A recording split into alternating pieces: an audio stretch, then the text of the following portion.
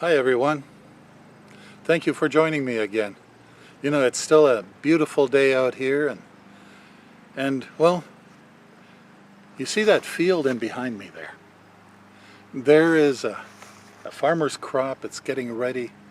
It's close to being harvested, I think. I don't even know for sure what it is. I think it's beans. But anyways, that reminded me a few Sundays ago I was speaking on Jesus feeding 5,000. Now, I want to take you to John chapter 6 verses 1 to 15. Again, I read the New Living Translation, and this is what it says. John 6, 1 to 15. After this, Jesus crossed over to the far side of the Sea of Galilee, also known as the Sea of Tiberias.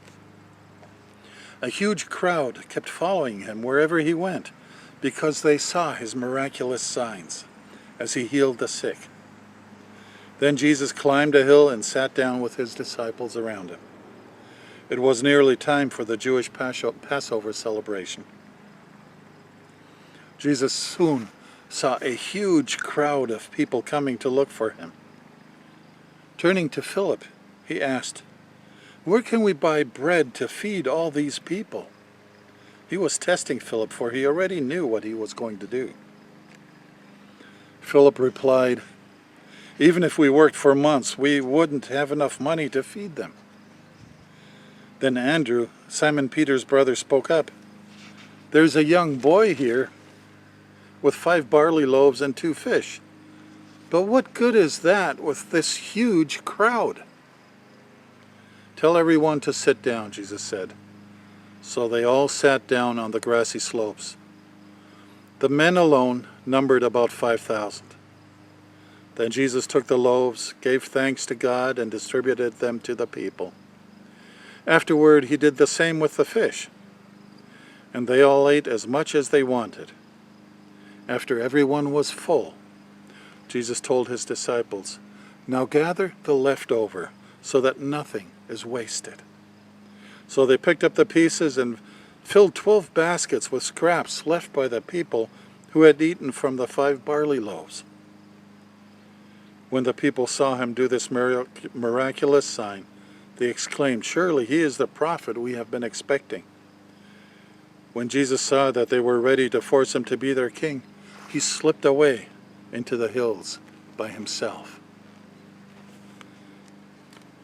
But now I want to read the same passage in Mark chapter 6,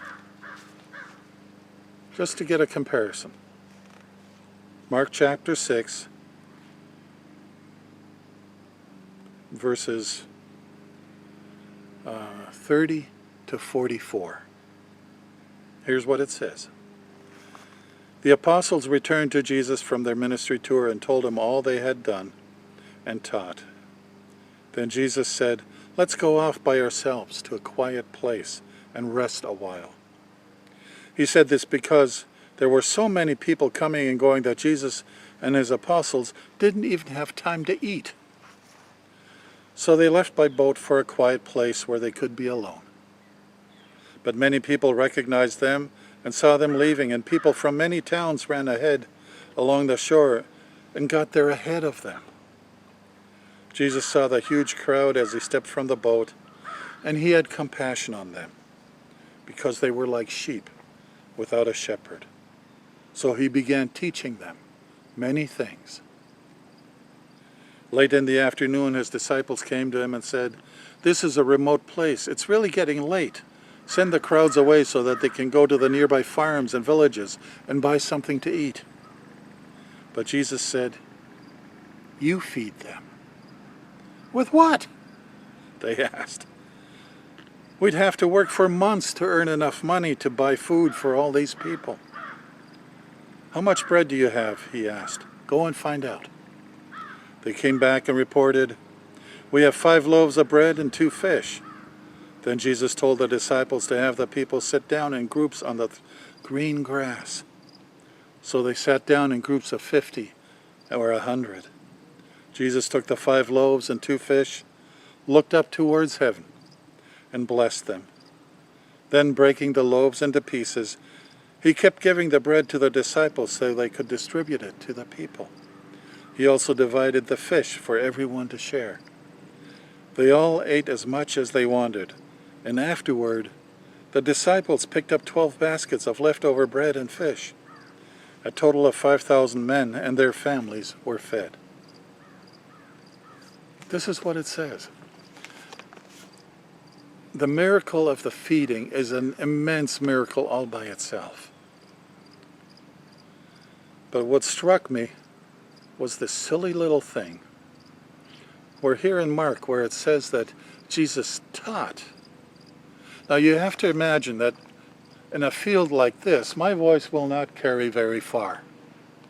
I can yell loud, and chances are maybe somebody over there will hear me, maybe. But if you've got 5,000 people there, sound is absorbed. And on top of that, a teacher usually sits. As it says here, Jesus sat. So you don't have the full use of your diaphragm to make loud noise. Guess what? That's another miracle in there. 5,000 people, and he's teaching them. You know that when you go into your regular church, everybody's got a sound system. There's a couple of hundred people there maybe, whatever the number is in your church, and they've got a sound system so everybody can hear. I really want to know what kind of a sound system Jesus had. Ha! That's a miracle. Be blessed until we see each other again.